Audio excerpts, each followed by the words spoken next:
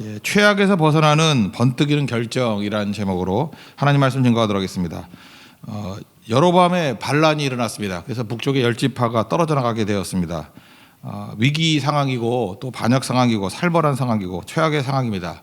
그러나 그 중에서도 번뜩이는 르호보암의 결정 때문에 벗어나게 되었고 또 어떻게 보면 잘 되게 되었다, 이걸 보게 된다는 것입니다. 우리도 인생을 살다 보면은 어려움에 처할 수 있지 않습니까? 최악에 처할 수 있지 않습니까?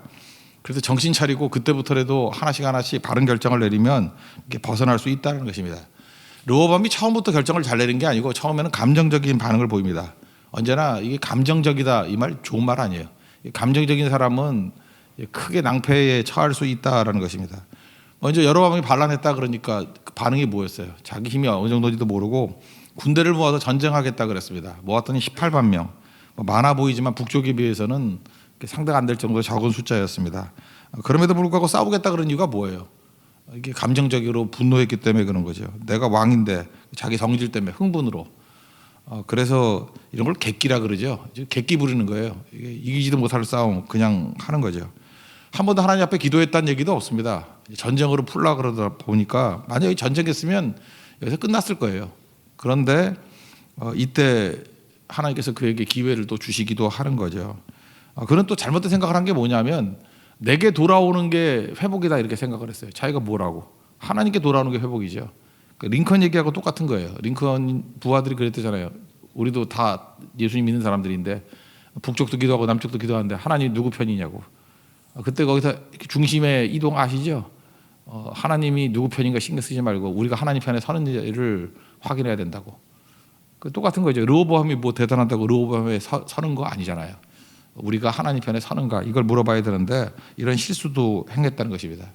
그래서 우리가 인본주의에 빠지면 착각이 뭐냐 하면은 내 뜻이 곧 하나님의 뜻이라고 착각을 하는 거예요. 나는 틀리지 않다. 근데 우리가 말씀 앞에 선다는 게 뭔지 아십니까? 내가 틀릴 수 있다. 내가 틀렸다. 내가 죄인이다. 나를 불쌍히 여겨 주십시오. 그때부터 회복이 일어나게 된다는 것입니다. 오늘 1절 한번 읽겠습니다. 시작. 르호보암이 예루살렘에 이르러 유다와 베냐민 족속을 모으니 택한 용사가 18만 명이라. 이스라엘과 싸워 나라를 회복하여 르호보암에게 돌리려 하더니. 르호보암이 중심이 아닌데 그쪽으로 모으게 한다. 그러니까 이 상황까지는 1절 상황까지는 최악의 상황에서 감정적인 대응을 합니다. 그러니까 이걸 뭐라 그러죠? 설상가상. 뭐 나쁜 상황에서 더 나쁜 상황이 된 거죠. 근데 그 이후부터 몇 가지 내린 결정들, 오늘 총 4가지 살피겠는데 이 4가지 결정이 르호보암의 그 나라를 견고하게 만드는 힘이 되었다는 것입니다. 우리도 최악의 상황 가운데서도 또 거기다가 설상가상의 상황 속에서 우리도 이런 바른 결정을 통해서 일어서기를 원합니다. 첫 번째는 어려운 결정을 했는데 첫째 결정이 뭐냐면 뽑았던 칼을 다시 꽂았다는 거예요. 이게 참 힘든 거죠. 하나님께서 그를 사랑하셔서 선지자 스마야를 보냈습니다. 그래서 올라가지 말라, 형제들과 싸우지 말라, 이 모든 것은 내게로 말미암았다. 내가 누구죠? 이 하나님께로부터 말미암은 것이다. 싸우지 말라 그랬다는 거예요. 우리가 한번 물어보겠습니다. 힘을 모으는 게 힘듭니까? 아니면 힘을 안 쓰는 것이 힘듭니까? 모으는 거는 할 수 있죠. 근데 이 모인 힘을 안 쓰는 거 되게 힘든 거예요. 우리 뭐 그런 말도 있잖아요. 칼을 뽑았으면은 뭘 잘라야 되나? 무라도 잘라야 된다고. 그죠? 18만 명 모아놨으면 뭘 해야 될 거 아니에요.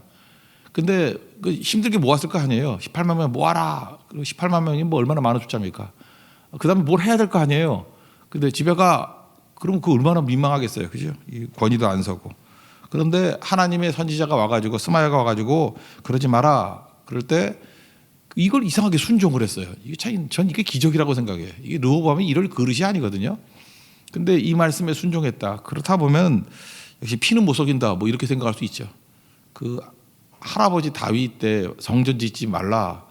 제가 그러잖아요. 다윗의 공로 중에서 굳이 말한다 그러면 최고의 공로는 뭐 땅을 넓히고 뭐 예루살렘 수도 삼고 뭐 큰 승승장구가 그런 거보다도 힘이 있음에도 불구하고 성전 짓지 말라 그럴 때 멈춘 거. 그게 굉장히 중요한 거였다고. 우리도 인생 그렇습니다. 힘이 그 뭐 남아들어 가지고 뭐 많은 일을 하는 거. 그것도 중요하지만 힘이 있는데도 불구하고요, 하나님께서 하지 말라 그러는 거 안 하는 거 굉장히 어려운 일이에요. 우리 돈이 생기거나 뭐 권력이 생기거나 인기가 있거나 하면은요, 그냥 기고만장해가지고 컨트롤이 안 돼요. 지멋대로 자기가 하고 싶은 거 하고야 말아요. 그래서 오히려 넘어지게 되는 경우가 되게 많이 있지 않습니까? 근데 다윗은 컨트롤이 되잖아요. 힘이 있음에도 불구하고 하나님이 스톱하니까 서잖아요. 그런데 르호보암도 뭐 그렇게 힘 있는 상황은 아니었지만 그래도 18만 명 모았으니까 뭘 해야 되는데 선지자를 보내서 하지 마 그랬더니 멈췄다라는 것입니다. 이게 왜 가능했을까? 그 집안 자체가 선지자의 말을 듣는 분위기 속에 있었기 때문에 그래요. 할아버지도 그랬고 솔로몬도 뭐 초창기엔 잘 들었잖아요. 이런 거 이제 보고 잘한 거거든요. 저는 지금도 그래요. 우리 집안 사람들 보면은 어려서부터 그 목사님한테 그렇게 잘하더라고. 제 친구가 목사님 아들이었는데 지금도 그 사람들 목사가 돼 있어요. 배목사라고. 근데 이제 어렸을 때도 그래요. 우리 집에 뭐 좋은 뭐 과일 들어오면 내 친구인데 우리 건데 걔네를 줘. 그리고 그 집 가서 그거 얻어 먹으면 집 거라고 막 위세를 떨어. 나 생각 이거 원래 우리 거 했는데 왜 얘가 이게 인심 쓰듯이 이런가. 그래서 약간 좀 반발심도 있었는데 하여튼간에 딴 건 모르지만 목사님 그러면 진짜 지극정서 잘했어요.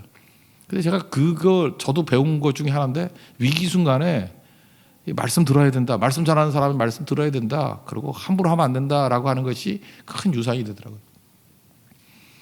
지금도 우리 뭐 그 큰아이가 지금 어디 가 있는데 뭐 이렇게 예배드리고 할 때 보니까 그렇더라고요. 그 목사님에 대해서 굉장히 존중하고 그리고 여러 목사님들 이렇게 지금 딴 교회를 좀 다녀야 되거든요. 외국에 가 있으니까. 근데 거기도 골라볼 때 보면 그 태도가 참 좋더라고요.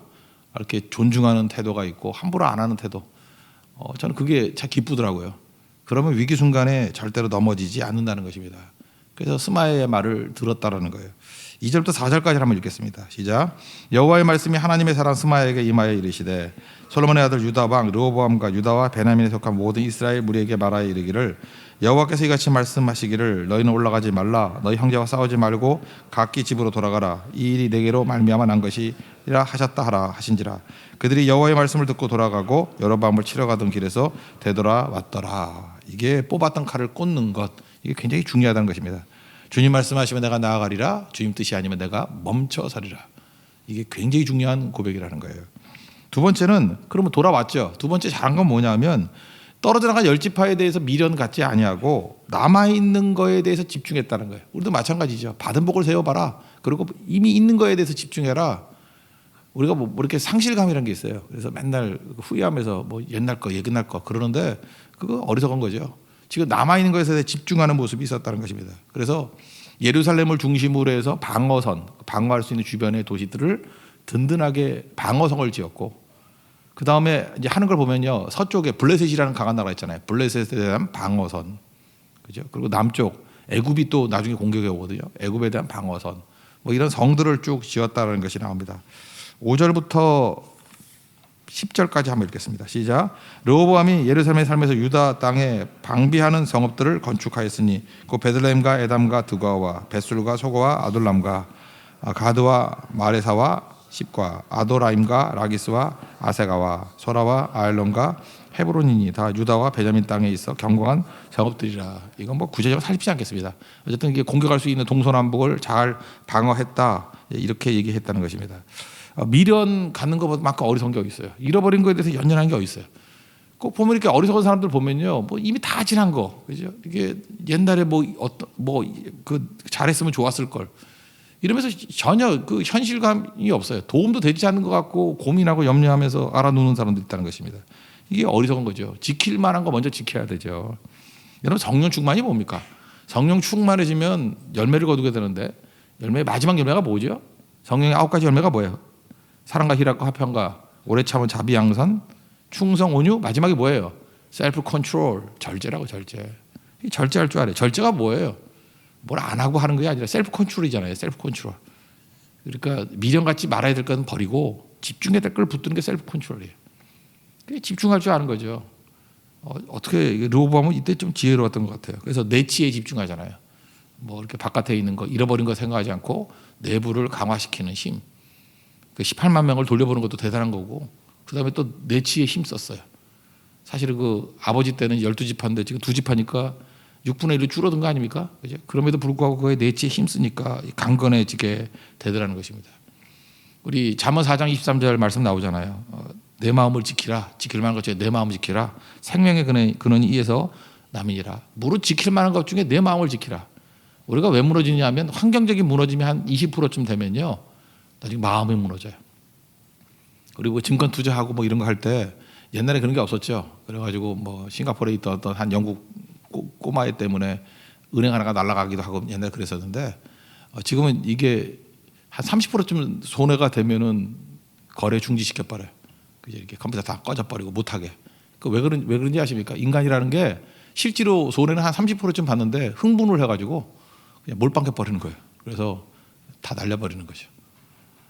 그러니까 왜 그래요? 마음을 못 지켜서 그래요.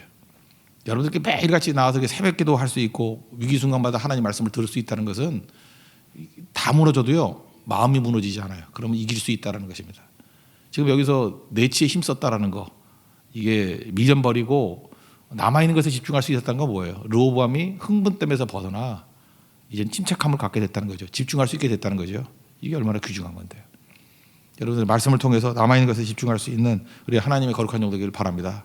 그래서 11절 12절 어떻게 하는지 나중에 하나만 또 추가로 봅시다. 11절 12절 시작. 르호보암이 그 방비하는 성읍들을 더욱 견고하게 하고 지휘관들을 그 가운데 두고 양식과 기름과 포도주를 저축하고 모든 성읍에 방패와 창을 두어 매우 강하게 하니라. 유다와 베냐민이 르호보암에게 속하였더라. 생각보다 똘똘하죠. 이렇게 똘똘한 일을 했다라는 것입니다.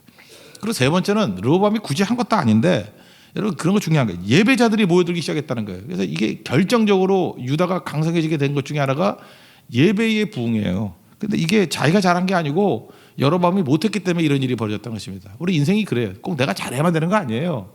주변에 있는 대적들이 어리석은 일을 행해가지고 이게 뭐 저절로 되는 경우도 되게 있다니까요. 어부질이라 그러나 이거 뭐 이렇게 저절로 되는 경우도 많이 있다라니까요.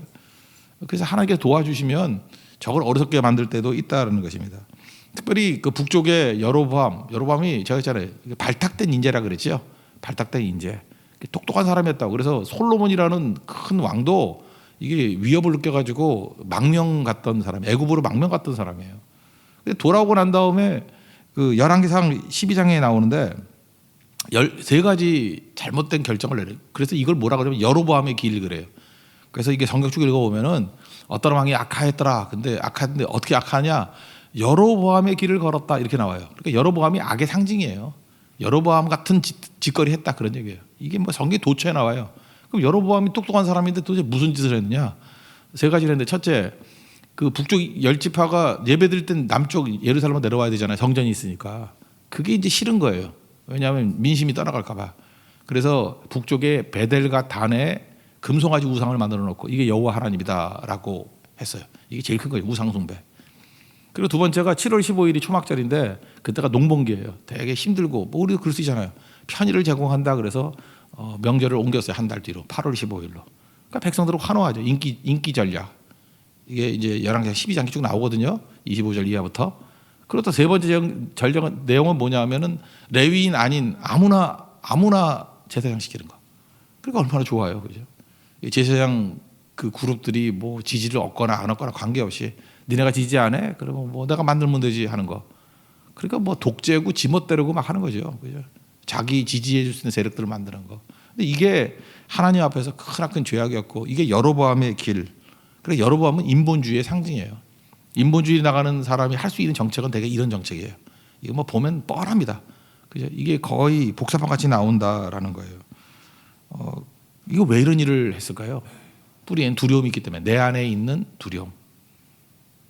여로보암도 한 거예요. 자기가 자기를 못 지킨다는 거. 그러니까 하나님이 지키면 된다 이거 생각하면 되는데 이런 엉터리 같은 전략을 핀다는 거예요. 권력자들이요 오히려 힘없는 사람들 두려워합니다. 왜냐하면 자기 권력이 힘이 아니라는 거 알거든요. 그래서 맨날 두려워하는 거예요. 어찌하나 이러고. 돈 있는 사람이 돈 없는 사람 두려워해요. 돈이 나를 지켜주지 못하는 거 자기도 알아요. 그러니까 맨날 부들부들 떠는 거죠. 뭐 돈 있으면 뭐 할 거예요. 병 한번 딱 생겨서 한 방에 갈 수 있는 건데. 인기 있는 사람이 인기 없는 사람도 두려워해요. 인기가 허망하다는 거예요. 이건 뭐 안개 같다는 거 다 알기 때문에. 왜 그렇습니까? 내가 의지하는 것이 나를 지키지 못한다는 거예요. 그래서 하나님 외에 다른 거 많은 사람들 저 사람은 든든하겠어. 절대 그렇지 않아. 한번 가까이 들어가 봐요. 세상에서 제일 두려움이 많은 사람이 뭐 많이 가진 사람이에요. 권력 많이 가진 사람 잠 못 이뤄요. 지금도 우리나라에서 권력 제일 많이 가진 사람들 여러 부류들 보면 잠 못 이룰 거예요. 돈 많이 가진 사람들 두 다리 뻗고 못 자요. 인기인들 잘 보세요. 우리도 맨날 자살한다, 뭐 스스로 뭐 이상한 선택을 한다 그런 사람들 한번 쭉 보라고요. 다 권력 있는 사람, 뭐 돈 있는 사람들, 인기 있는 사람들이지. 거지가 죽었다는 소리 들어봤어요? 거지는 사명이 투철해요. 오늘 하루 먹고 살아야 되기 때문에 죽을 힘 없어요. 그런 거라고 원래. 그죠? 이게 굉장히 무서운 거죠. 그러니까 여로보암의 멘탈리티가 그런 거였다는 것입니다. 이게 문제가 되는 거죠. 그래서 결국 제사장들 핍박하고 아무나 세우고 예배 없고 그러니까 남은 자들이 있죠. 남은 자들이 있고 또 하나님 사랑하는 백성들이 있으니까 남쪽으로 다 몰려오기 시작하는 거예요. 그러니까 뭐예요? 예배가 살아있으면 다 산다는 거예요. 그러니까 르호보암은 예배 하나 붙들었던 거예요. 자기가 뭐 원한 것도 아니었는데 상대방의 힐책으로 인해서. 그래서 다시 강성하게 되더라는 것입니다. 13절부터 17절까지 읽겠습니다. 시작. 온 이스라엘의 제사장들과 레위 사람들이 그들의 모든 지방에서부터 르호보암에게 돌아오되 레위 사람들이 자기들의 마을들과 산업을 떠나 유다와 예루살렘에 이르렀으니 이는 여로보암과 그의 아들들이 그들을 해임하여 여호와께 제사장 직분을 행하지 못하게 하고 여로보암이 여러 산당과 순념소 우상과 자기가 만든 송아지 우상을 위하여 친히 제사장들을 세움이라. 이스라엘 모든 지파 중에 마음을 굳게 하여 이스라엘의 하나님 여호와를 찾는 자들이 레위 사람들을 따라 예루살렘에 이르러 그들의 조상들의 하나님 여호와께 제사하고자 한지라. 그러므로 3년 동안 유다 나라를 도와 솔로몬의 아들 르호보암을 강성하게 하였으니 이는 우리가 3년 동안을 다윗과 솔로몬의 길로 행하였음이더라. 그러니까 신앙 부흥이 3년 안에 막 크게 막 일어났다는 거예요. 그래서 강성해져서 나라의 기초를 다 쌓게 됐다. 원래 이거 없어질 나라인데 예배 하나를 통해 가지고 이렇게 강성해지더라는 것입니다. 여기서 또 할 수 있는 거 뭐죠? 이게 북쪽에서 쫓겨나 가지고 내려왔던 제사장들 얼마나 신앙이 투철하겠어요. 여러분 신앙 때문에 옮긴 경험이 있는 사람들 만만히 보면 안 돼요. 그래서 어찌 보면요 신앙 때문에 이렇게 아침에도 오늘도 여기서 제일 뜨거운 사람이 제일 멀리서 오신 분들일 거예요. 화성에서 오신 분들 이런 분들은 되게 오다가 은혜 다 받아요. 근데 뭐 상수 근처에서 뭐 있던 분들은 그렇다고 멀리 이사 가라는 얘기는 아니지만 또 되게 힘들 수 있다라는 거예요. 한번 생각해 보세요. 우리가 선교 여행을 가잖아요. 이제 11월 달에는 이제 네팔로 갑니다. 근데 우리가 이 선교 여행을 간다 그러면 일단 뭐 물질적으로 많은 걸 희생해야 되고 시간적으로 많은 걸 희생해야 되잖아요. 그리고 이동을 했잖아요. 그러니까 네팔 현지에 가가지고 우리가 얼마나 신앙적으로 투철한지 아십니까? 우리 여기를 어떻게 온 건데, 그죠? 우리 놀러 온 것도 아니잖아요. 이거 어떻게 온 건데? 그러니까 신앙 때문에 이게 옮긴 사람들은요, 이게 무서운 거예요, 그죠? 이게 강력한 힘이 있다는 것입니다. 한국교회 부흥이 언제 일어났어요? 여러분들은 뭐 전쟁이 나쁜 거다, 뭐 저도 그래요. 전쟁이 좋을 수는 없죠. 근데 전쟁 때문에 원래 우리 한국 기독교의 핵심은 평양에 있었어요. 북쪽에 큰 교회 다 있었다고. 북쪽에서 신학교도 서울 신학교가 아니에요. 평양 신학교지 뿌리가. 평양 신학교에 있었다고. 그래서 뭐 아들 낳으면 서울로 보내고 뭐 말이 태어나면 제주도로 보내고 신학생이 되려고 그러면 평양으로 가라. 뭐 그런 시기였어요. 평양이 중심지였거든. 근데 전쟁이 터졌습니다. 그리고 도저히 공산주의 하에서는 예수를 믿을 수 없는 상황이 됐어요. 목사들 다 죽이고 다 잡아가고 교회 폐쇄시키고 뭐 58년에 폐쇄시켰지만 그 당시까지는 그 핍박이 있었다고요. 어마어마하게. 그러니까 다 남쪽으로 내려왔잖아요. 사실 그 남쪽에 예수 믿던 사람들 사실 맹탕들이었어요. 맹탕들. 근데 그 내려온 사람들, 평안도 사람들, 예이시앙 그러면서 그죠? 욕하면서 교회를 세우기 시작했다고. 이 종간나 새끼들 이러면서 그죠? 그래서 그때부터 교회가 부흥한 거 아니에요, 사실 거의 다. 제가 이게 거쳐왔던 교회들 쭉 보면은 한 3분의 2가 북한에서 내려왔던 사람들이 세웠던 교회였어요. 신앙 때문에 움직이는 사람들 무섭죠. 미국의 부흥이 어떻게 일어났어요? 신앙 때문에 유럽에 있던 사람이 배 타고 갔잖아요, 퓨리턴들. 그러니까 신앙 때문에 움직인 사람들. 그 이후에 한국에 한번 크게 부흥이 일어났던 게 어디예요? 산업화 시대 때 농촌에 있던 많은 사람들이 물론 뭐 그것 때문에 올려왔지만 그 신앙 때문에 옮겨온 사람들이 신앙 붙들잖아요. 그러니까 그게 어마어마한 거죠. 그러니까 좋게 생각하면 이거예요. 다시금 우리 신앙이 불붙기 위해서는요. 이게 하나님께서 허용하신 같이 핍박 때문에 움직이던 자발적으로 움직이던 뭐 사회 환경 때문에 움직이던 이렇게 큰 이동이 일어날 때에 신앙적인 큰 부흥이 일어나요. 이렇게 여러분 되게 안정 좋아하죠. 안정될 때 뭐가 나타나는 게 아니에요. 하나님께서 이스라엘 백성들을 탄생시키는 방법이 뭐였어요? 애굽으로 끌고 갔다가 430년 만에 다시 끌고 나오는 거예요. 출애굽하는 과정에서 신앙의 백성, 하나님 백성이 태어나는 거예요. 또 이게 맛이 갔죠. 바벨론으로 끌고 갔다가 다시 돌아오는 과정을 통해서 완전 신앙의 부흥이 일어난다는 거예요. 그래서 여러분들 안주하지 마십시오. 이렇게 움직여 다니라고요. 신앙 때문에 움직이는 것만큼 중요한 거죠. 그래서 우리 스스로가 움직이면 살아나요. 선교 여행도 떠나고요. 어떤 때는 그 예배 때문에 뭐 이사도 가야 되고 뭐 자꾸 움직이기 시작하는 거예요. 우리는 예배 하나 때문에 어디든 갈 수 있어 이런 마음을 갖는다 그러면 그게 최고의 것이 될 수 있다라는 것입니다. 그래서 예배가 강성하게 만든다. 무릎이 강성하게 만든다는 것입니다. 이거는 연결된 이제 마지막 네 번째. 뭐 같이 연결돼서 말씀할 수도 있는 것 같아요. 르호보암이 했던 일이 뭐냐면 여기 뭐 부인 60명이고 하여튼 지 아버지 버릇 못 고쳐 그죠? 뭐 이런 것들은 읽기도 싫어요. 그죠? 근데 우리 보통 바벨탑의 죄악이 뭐였어요? 이렇게 흩어지지 말자 이거잖아요. 우리 이름을 내자 크게 지어서 우리 이름을 내고 흩어지지 말자 이 교만함이거든요. 제일 웃긴 게 뭐냐면 그 두바이 가면은 아랍에미리 두바이 가면은 버즈 칼리파라고 160층 높이가 800 몇 메터더라 뭐 800이 아니죠. 800인가 828m 파리파리 같아요. 파리팔 160층에 828m. 한번 생각해 보세요. 왜 높이 짓죠? 높이 지면 돈 많이 드는 거 알죠? 높이 짓는 것만큼 또 기초도 깊이 해야 되잖아요. 그러니까 높이 짓는 건 비용이 많이 들어요. 비용이 많이 드는데 왜 높이 짓냐면 집가가 높기 땅값이 높기 때문에. 그래서 도시 같은 데는 땅이 비싸니까 높이 짓잖아요. 그래야 수익성이 되니까. 근데 정말 웃긴 게 다 사막이야. 그 싸구려 땅 아니에요 거기. 뭐 사막에 누가 살아. 근데 거기 왜 높이 지어요? 그래서 이 버즈 칼리파를 딱 바라보는 순간에 괴이하다. 그죠? 저거 주변에 아무것도 그 버즈 칼리파 딱 있고 그 옆에는 낙타가 걸어다니고 있고 웃기지 않아요? 그렇잖아요. 그렇게 지을 일이 없는데 이거는 뭐겠어요? 바벨탑 원리하고 똑같은 거예요. 우리 이름을 내자. 세계 1위 제일 높은 거. 그래서 사람은 다 그런 마음이 있어요. 쓸데도 없는 건데 이렇게 힘이 생겨나면 바벨탑 쌓는 거예요. 버즈 칼리파는 내가 볼 때 그 바벨탑이야. 바벨탑. 이거 흩어지지 말자. 우리 이름을 내자. 다 모여 살자. 우리 이름을 내자. 하나님 같이 되자. 그게 숨겨져 있는 거거든요. 어쩌면 그 동네에 또 그런 게 세웠는지. 그런데 르호보암은 자기 아들들을 모이면 싸운다는 거 알았어요. 그래서 각지에 다 흩어보냈어요. 다 흩어보내가지고 이거 어떻게 이런 지혜가 있는지. 그런 거 보면은 피는 못 속여. 나 잠깐 그런 생각이 드는데, 그죠? 할아버지가 다윗이고 아버지가 솔로몬이니까, 그죠? 이게 뭐 이 정도는 나오는 것 같아 인물이. 그 르호보암이. 그래서 아들 다 흩어버리는 얘기가 나옵니다. 뭐 앞에 있는 뭐 안에 뭐 많이 얻은 거 그런 거는 생각해버리고 22절 23절로 읽겠습니다. 시작.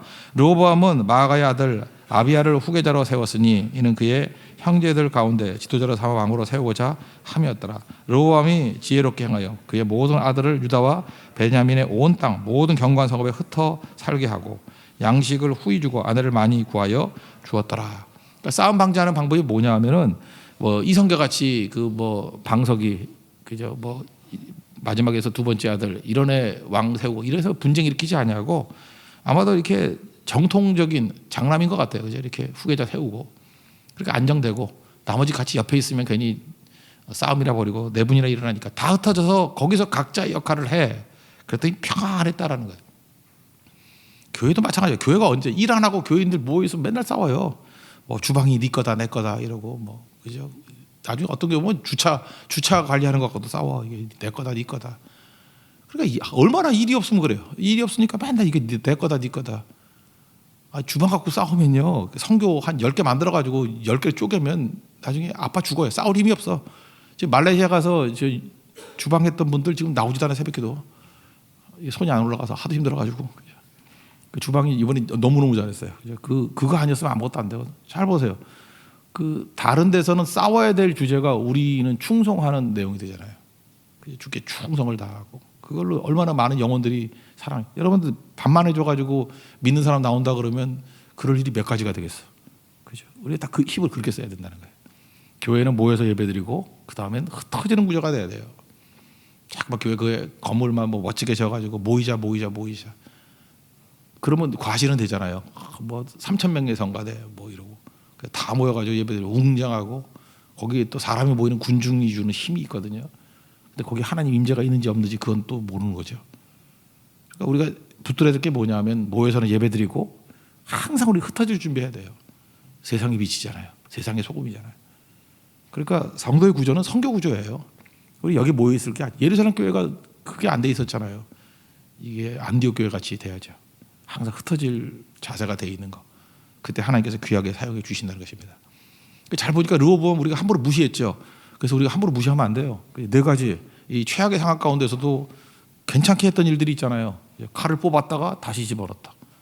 이게 되게 중요한 거죠. 멈추라 그러니까 멈췄다. 또 하나가 미련두지 아니하고 남아있는 것 그 두 가지에 집중했다.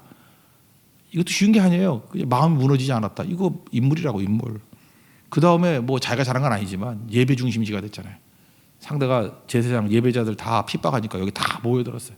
그래서 예배하는 자들 진짜들이 모여든 거죠. 진짜 예배자들이 모여들었죠. 하나님께서도 그렇게 만드신다고요.